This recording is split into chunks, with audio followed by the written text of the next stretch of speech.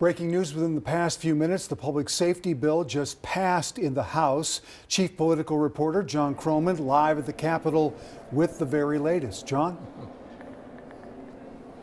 You know, they debated that 5 hours last night and came back today and debated another 5 hours, but just moments ago it passed mainly along a party line vote, 69-60. Now this is going to then have to go to a conference committee because the Senate's version of the public safety bill did not include any of the gun control provisions that the House one did.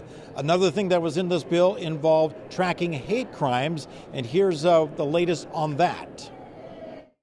I think it's hard to describe the feeling of what it means to be unsafe to someone who has half the privilege of being safe. DFL Rep. Samantha Vang wrote the hate crimes part of the public safety bill, which, among other things, would require the Minnesota Department of Human Rights to collect data on hate-motivated incidents reported by community groups. Based upon subjective, unverified, unobjective, vague, arbitrary claims of bias. An idea that alarmed Republicans. It's government collecting data about speech that is not criminal and therefore has no compelling state interest in being collected. 2 mosques have been burned in the last 48 hours in Minnesota. Hodan Hassan represents the South Minneapolis district that saw 2 arson fires set at Islamic places of worship this week. While those crimes were reported to police, Hassan says it's important to go beyond that in collecting data. Different groups that, there's a lot of hate happening, and they would say, well, there's no data about it. No one is reporting it.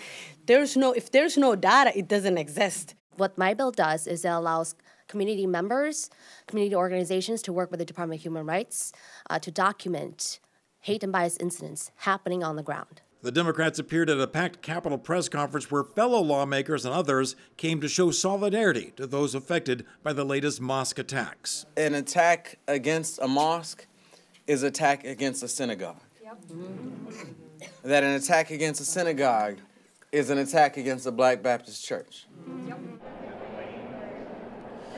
So things are really happening and hopping at the Capitol tonight. Right now you got the nurses over there behind me in the buffalo plaid shirts who are greeting lawmakers. The nurses were here for a bill that was supposed to be debated starting at 11 this morning.